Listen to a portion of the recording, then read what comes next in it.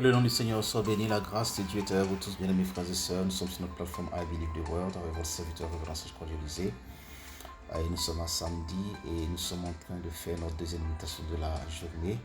Ce samedi, plein de rebondissements avec la prière de la foi et nous sommes persuadés et bénis par le Seigneur. Est-ce que vous avez été nombreux à nous suivre et merci Jésus. Et félicitations pour tous ceux qui, par la puissance de Dieu, au moyen de la foi, ont reçu le toucher de l'Esprit. Merci Jésus. Alors, nous allons prendre la parole de Dieu et nous allons lire ceci. 2 Corinthiens chapitre 10, le verset 3 à 4. Voilà. Et nous parlons donc de la marche par l'esprit. Si nous marchons dans la chair, nous ne combattons pas selon la chair, car les âmes avec lesquelles nous combattons ne sont pas charnelles, mais elles sont puissantes par la vertu de Dieu pour renverser des forteresses.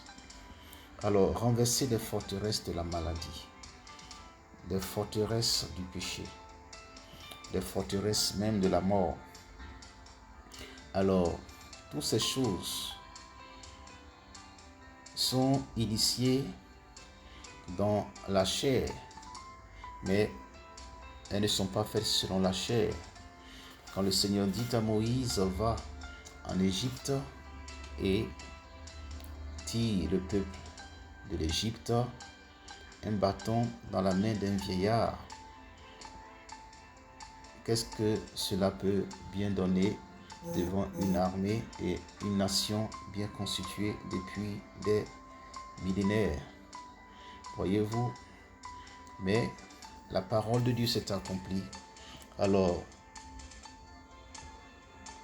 l'imposition des mains, des déclarations, ce sont des instructions, amen, faites par Dieu et qui ont une vertu, qui ont une puissance surnaturelle pour établir ce que, eh bien, la nature ne peut pas faire. Et c'est cela, marcher par l'esprit, c'est cela, combattre selon l'esprit. Alors, même si ces choses sont initiées physiquement, le résultat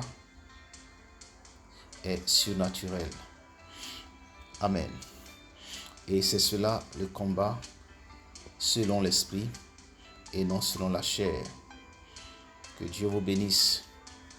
Alors dites avec moi, merci mon Dieu, de ce que, au moyen de l'acte de la foi, de la parole de Dieu, de l'imposition des mains, de toute instruction que tu donnes à tes enfants, nous recevons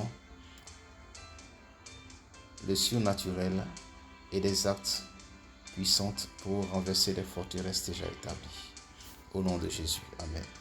Plus de 125 versets sont des bénis.